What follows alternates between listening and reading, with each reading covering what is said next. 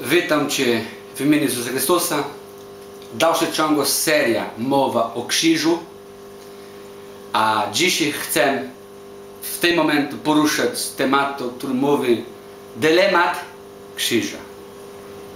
Krzyż rozwiązuje dwa dylematy.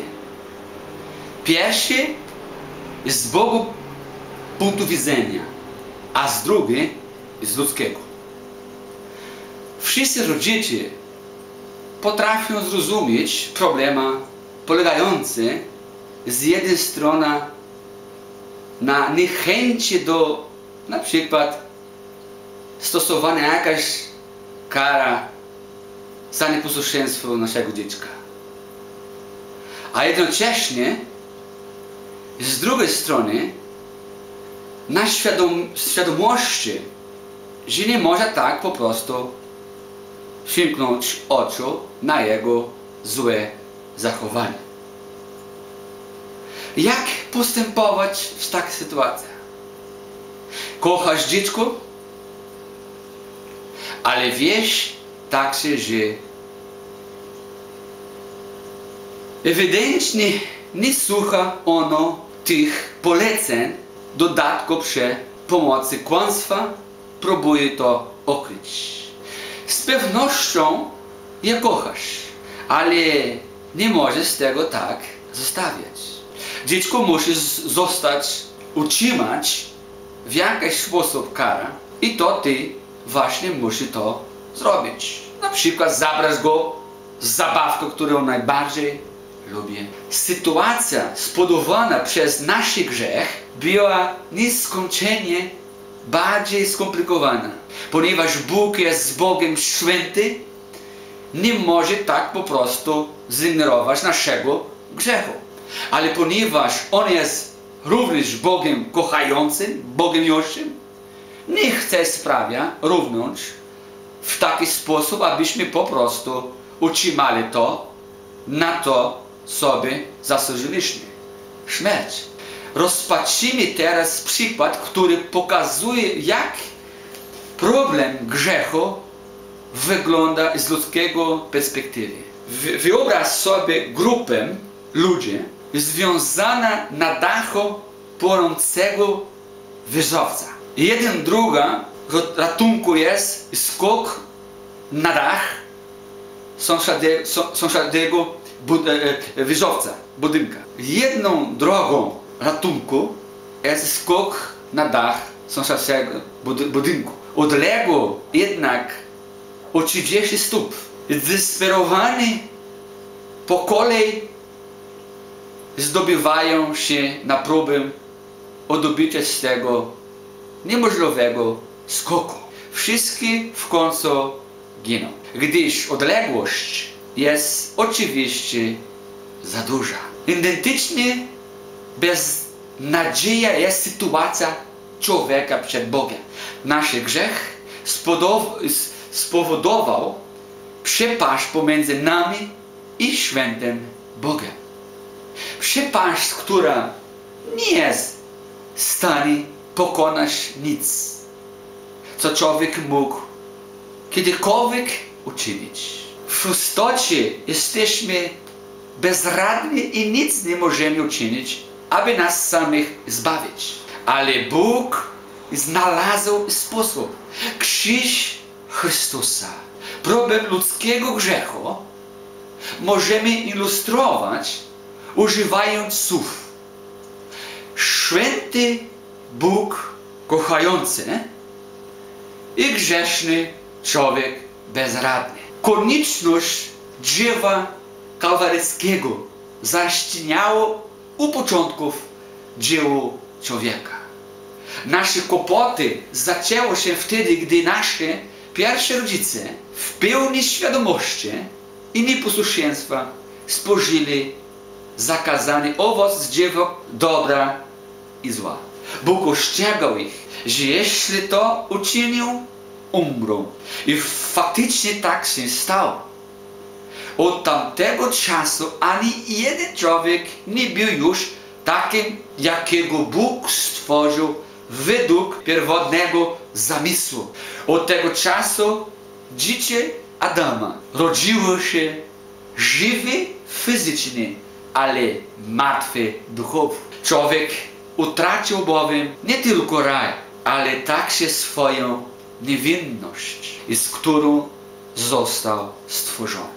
Czystość. Każde dziecko, które od tamtego czasu przyszło na świat, potwierdzono fakt, że istotnie niewinność została stracona. Stworzono, aby żyć z Bogiem, człowiek dziedzicznie naturą sprawiającą, że zapomina o tym. Nienawidzi swoich bliźnich, prowadzi życie w sposób wiodący go do samozniszczenia przez różne sytuacje. Z tego właśnie powodu król Izraela, Dawid, powiedział: oto urodziłem się w przewinieniu i w grzechu poczęła mnie matka moja. To jest napisane w Psalm 51, werset 7. Może czytać Psalm 51 cały. Apostoł Paweł mówił: przez jednego człowieka grzech szedł na świat, a przez grzech śmierć. Rzymian 5:12. Czytaj cały rozdział 5. Oraz zapłata za grzech jest śmierć. List apostoł Pawła do Rzymian, rozdział 6, werset 23. W innym liście napisał apostoł Paweł: w Adamie wszyscy umierają. W Koryntian 15:22. Taka ważna jest nasza sytuacja. Kiedy Adam uległ sugestii węża, zranił nie tylko sobie, kiedy spożywał owoc akcja nieposłuszeństwa wobec swojego Twórcy, duchowa i fizyczna śmierć spada na wszystkich ludzi. W końcu dotykają one każdego z nas. Najlepszym dowodem na to jest fakt, że wszyscy zgrzeszyliśmy.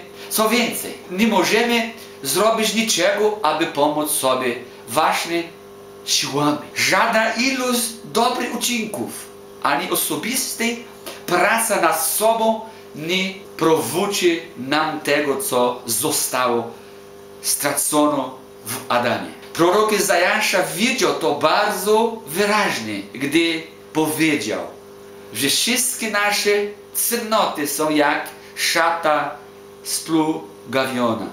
O tym jest napisane w Izajasza, księga proroka Izajasza 64, werset 6. Czytaj cały kontekst, aby zrozumieć więcej. Wiele lat później apostoł Paweł wyraził świadomość tej prawdy w liście do Efezjan, 2 rozdział, od wersety 8 i 9. Jego słowa przypominają nam, że żaden człowiek nie może osiągnąć Boga o własnych siłach. Jest to zła wiadomość, ale jednak Biblia, będą najbardziej wiarygodna księga na świecie, stwierdza, że taka właśnie jest prawda. Rodzimy się w tym świecie martwi duchowo. Jesteśmy oddzieleni od Boga. Przechodzimy na świat fizyczny, ale duchowno śmierć. I dopóki nic się nie wydarzy, będziemy żyli w stanie buntu przeciwko Bogu, zanim nic się nie wydarzy. Przeznaczeniem naszym pozostaje Boży sąd i druga śmierć w ognistym jeziora przygotowana dla diabła i swoich aniołów. Ale tak jest, gdyby nie było tego zła już wystarczająco dużo, Biblia z naciskiem stwierdza, że nie istnieje na tym świecie nic, co mogłoby uczynić wasza siła, aby się uratować. Bez wątpienia potrzebujemy pomocy. Potrzebujemy kogoś, kto uratuje nas od naszej winy i niewoli. Potrzebujemy kogoś, kto uczyni to, zanim będzie za późno. I oto najpiękniejsza, dobra nowina. Pan Jezus Chrystus już dokona odkupienia z naszego grzechu. Wystarczy przychodzić do Pana Jezusa Chrystusa z całego serca, podawać się Jemu i trwać z Nim aż do końca. I być prowadzony przez Ducha Świętego, przez Ducha Bożego, który jest Bogiem. I zbawiony będziesz. Niech Bóg Ci wyjaśni, niech Bóg Ci błogosławi dalej w imieniu Pańskim.